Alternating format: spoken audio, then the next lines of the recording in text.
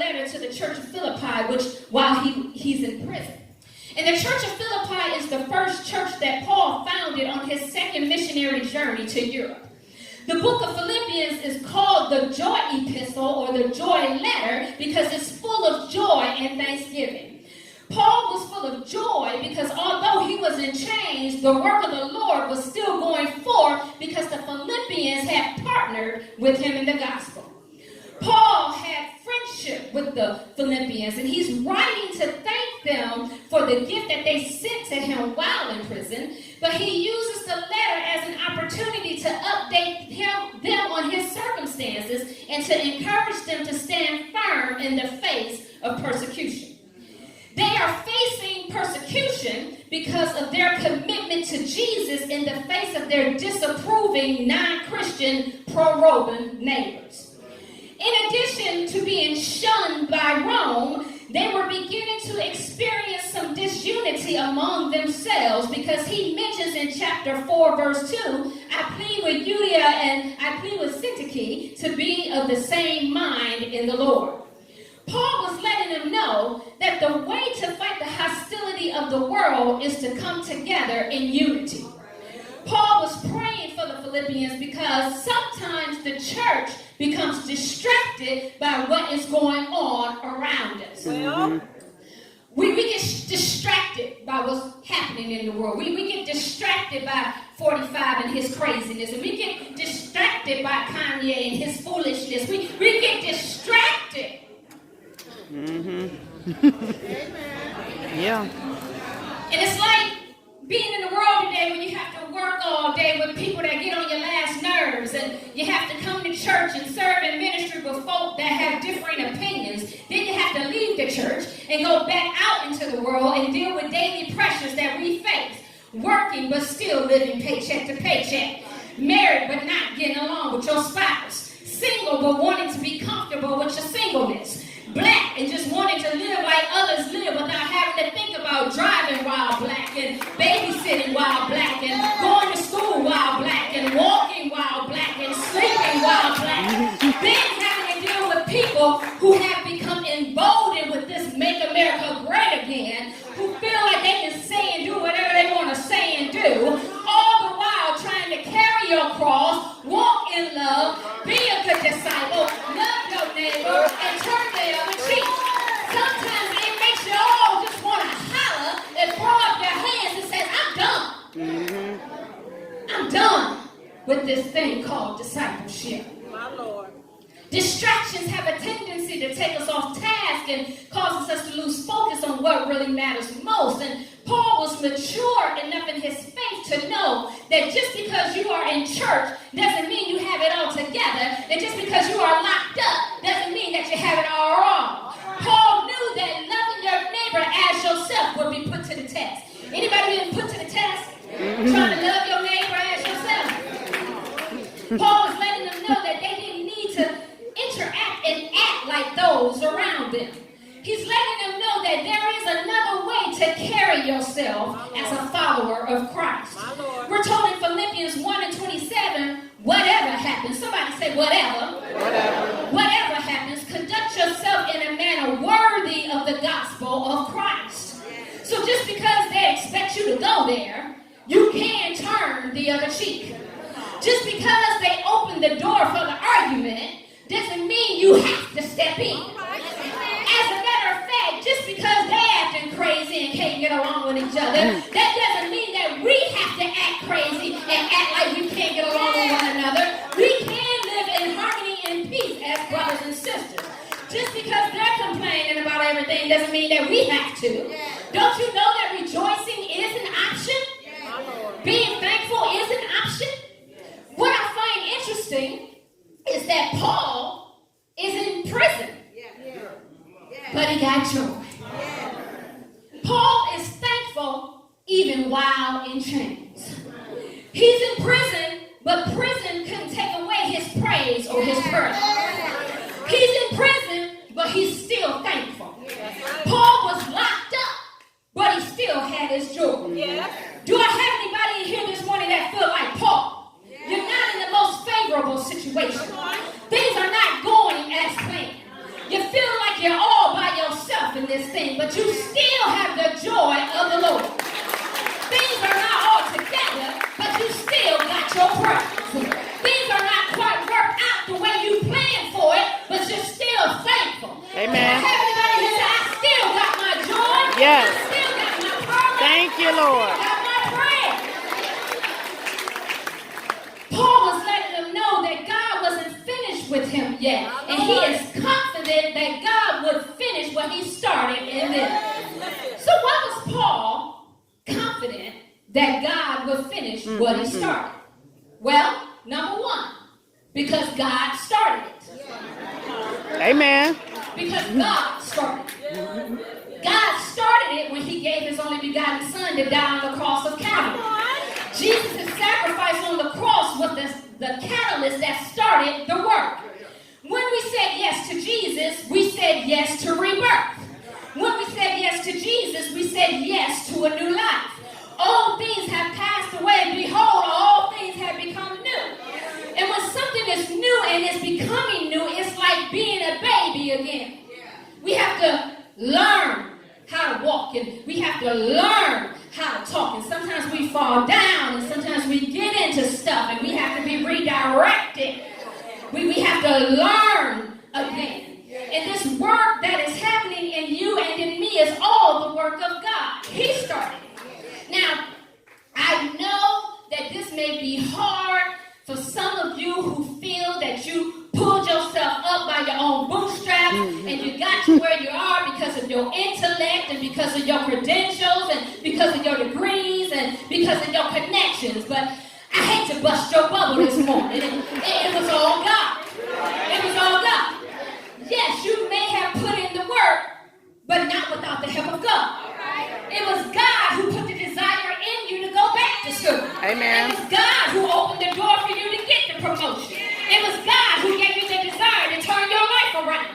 It was God who gave you the wherewithal to live right and to want more for your life. Amen. You may be saying, I did the work. God gave you the strength. I went to school. God gave you the answer. Amen. The earth is the Lord's and the fullness thereof. There's nothing that you can do and nothing that you've done that you did on your own. It was all God.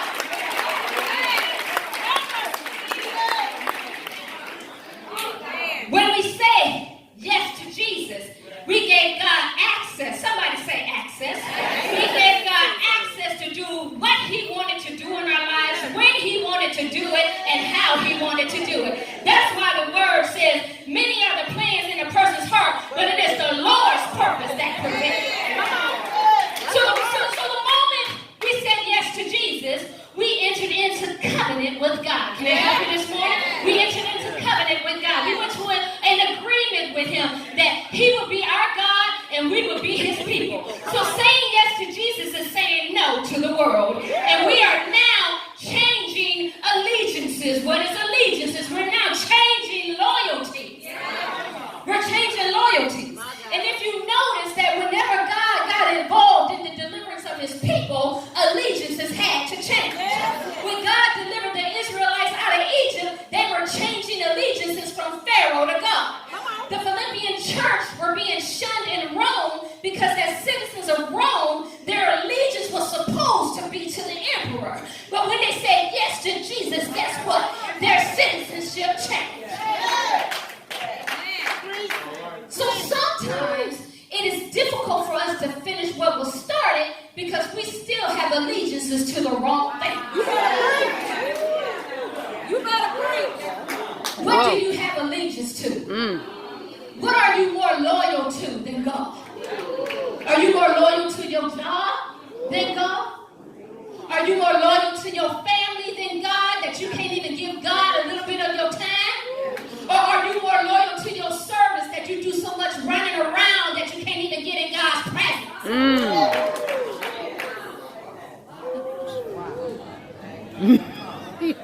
We still have allegiances to our jobs. That's why we haven't stepped away when God is tugging at us to tell us that it's time to move. When God gets involved, something has to change. Amen. He will finish what he started because he started it all. Amen. So how do we know he'll finish what he started? Number one, because he started it. Number two, it's a good work. Amen. It's a good work. Many hear this scripture and believe that it is solely talking about the tangible or seen work that God has begun in us. And yes, God is able to bring the book to fruition, and He's able to give us the job or promotion.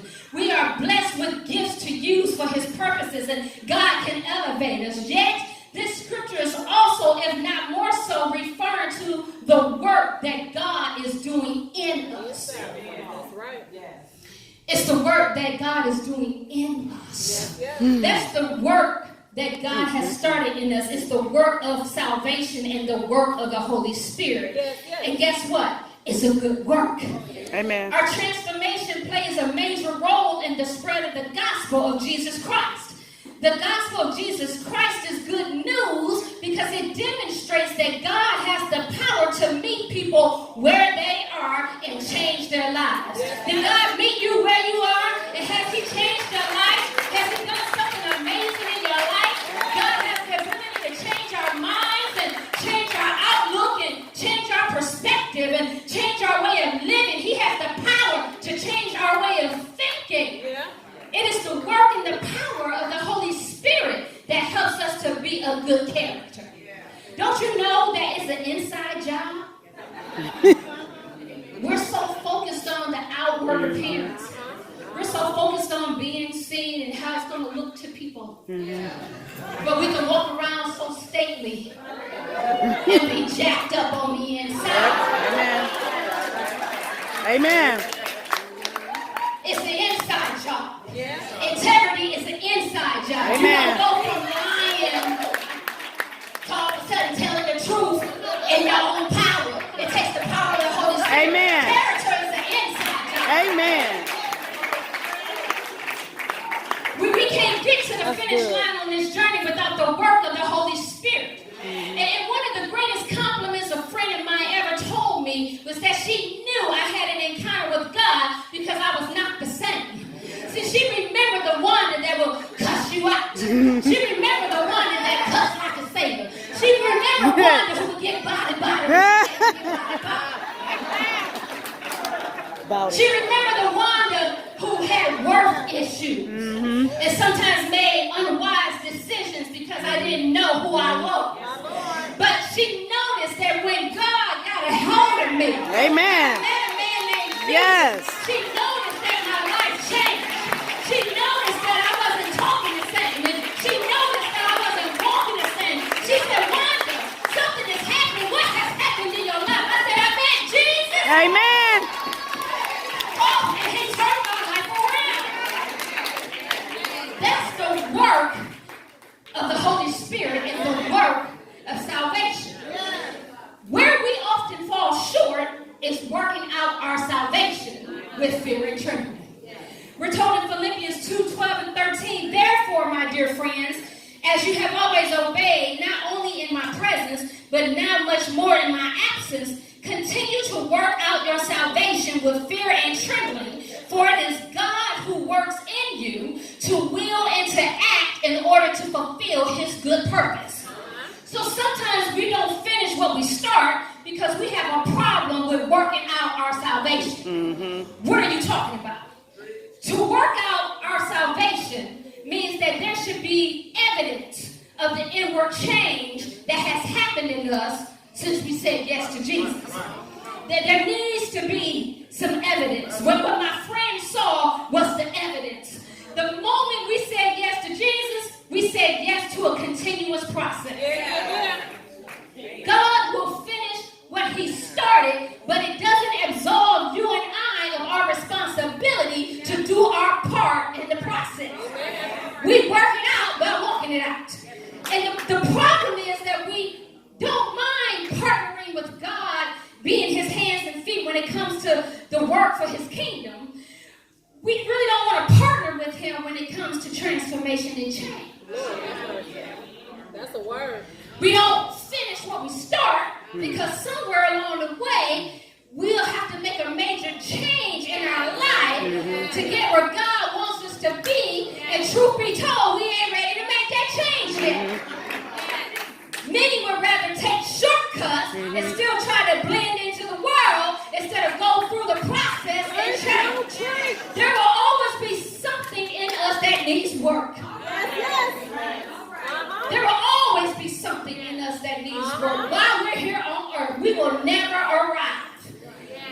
think you have it all together? Think again. Now hear me. I'm not saying that you will always be broken.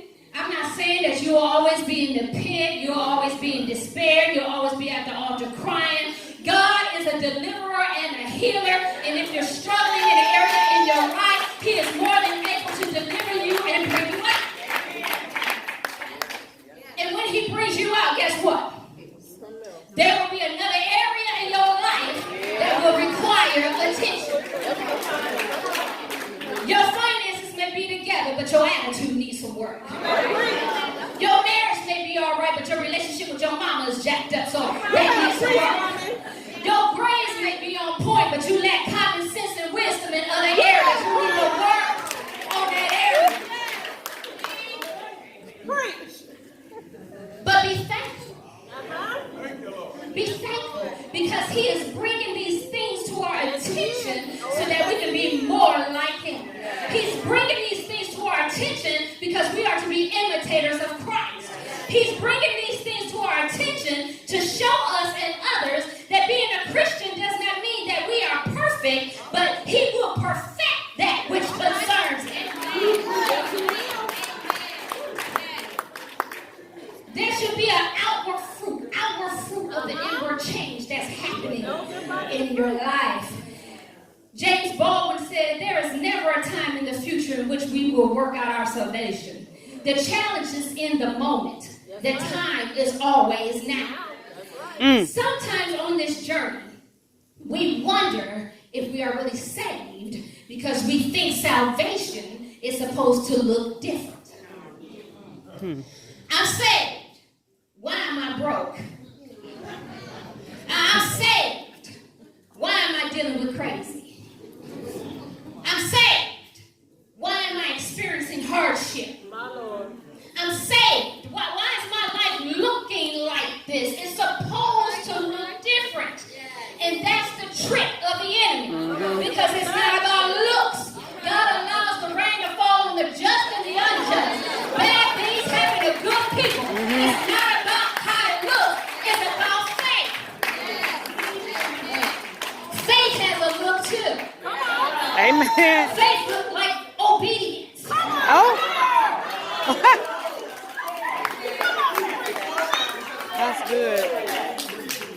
It may not look any different right now because you're part of a process. Your circumstances may look similar to those in the world, but the difference is your belief system. Yep. What do you believe? Amen. Do you believe that God is able to change your mind and heart? Amen. Do you believe that you can do all things through Christ who strengthens you?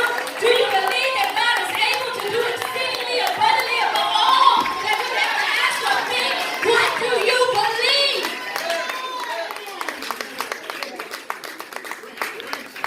What do you believe? And the question isn't, am I saved? The question is, how surrendered am I to what God wants to do in my life to show evidence? How surrendered are you? Dang, that's How good. surrendered are you to what God wants to do? When God is showing you something, do you say, yes, Lord, here I am? Or do you,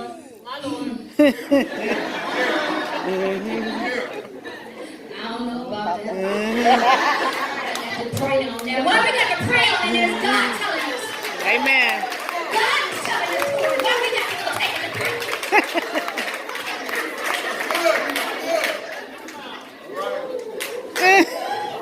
That's good. We lack fruit because we lack surrender. We can't finish what we started because that will take another level of commitment and sacrifice. And just truth be told, we aren't ready to make that type of commitment. Maybe your tree is with minimal fruit because it isn't fully submitted and rooted in Christ. You can't have your cake and eat it too. Not in the kingdom. Woo! You can't have 1 foot in the church and 1 foot in the world. Amen. You can't be a hindrance on Monday and a hellraiser on Woo! Wednesday and on Sunday. You better say that. God is looking for consistency. Somebody said consistency. Consistency. He's looking for consistency. He God. So he knows that we can't give him consistency in our own strength.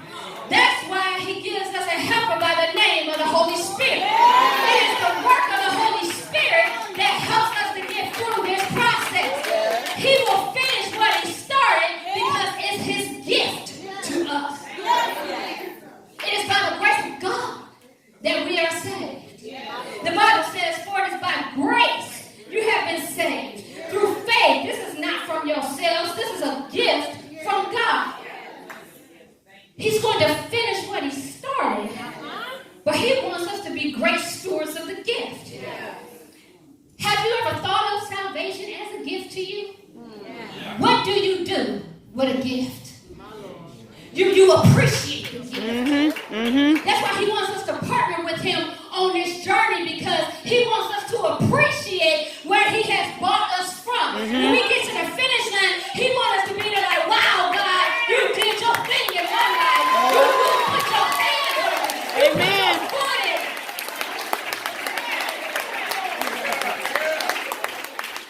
You appreciate the gift and you maintain the gift. How do you maintain the gift? You maintain the gift by coming to church, by coming to Bible study, Amen. by doing the things that we need to do. And we tell people about the gift. Who got a gift and you ain't tell nobody?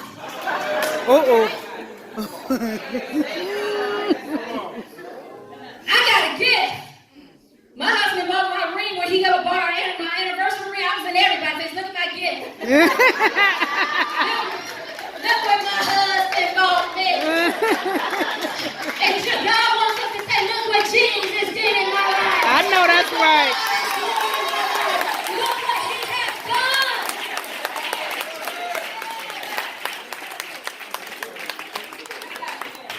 On the flip side of it, too often we are so focused on the process that we can't see the progress. Oh. We pay too much attention to how far we have to go